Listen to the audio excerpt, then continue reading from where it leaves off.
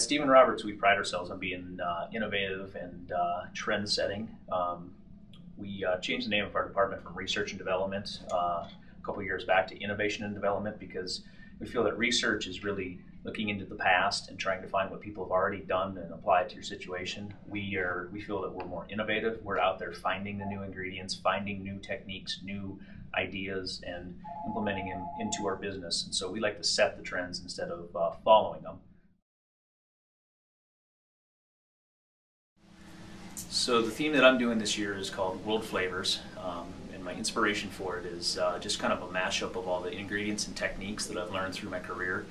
I've got a culinary background. I wasn't a pastry chef. I worked in some really fine dining restaurants, top Zagat restaurants in some states, and so I'm taking a lot of those savory flavors and techniques that aren't necessarily associated with pastry and trying to bring them in. And some of these new trends and themes are just, with the world being so small, people are introducing new stuff. And it really kind of ties into part of what my theme is for NRA too, because we were at a show, The World of Flavors, done by the CIA, and they brought in these top chefs from all over the world that were renowned for making ramen, and that's all they made.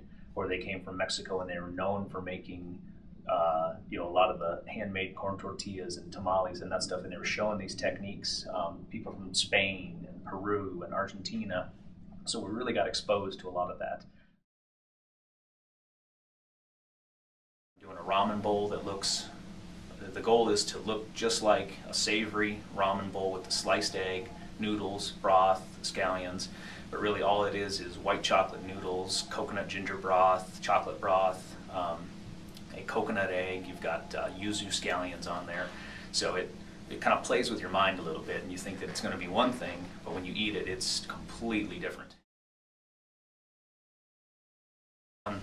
I'm doing a ceviche, and I want it to look just like fish ceviche with the white fish in there, some ají amarillo peppers, cilantro, some of the real traditional flavors, but instead of fish, I'm using pear.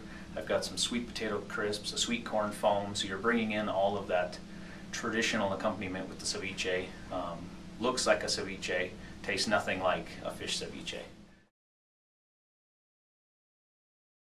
For Russian, I'm using beets, I'm using some flake sea salt, I'm using sour cream in there inside, making a little cake truffle out of it.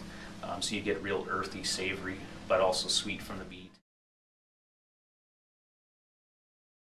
We as a company, we're starting to really look at confections and high-end stuff, so I wanted to bring some of those elements in. So for my African continent, African-themed dessert, I want to take something familiar like a Snickers bar and give it an African spin. So I'm using an Ethiopian spice called biri biri in the nougat, so you get a heavy cardamom scented nougat. I've got some gold leaf on the top to tie into the gold mining that's in Africa. Got a coconut peanut caramel inside, so you've got all these elements of African cuisine, but it's still in a form that people recognize.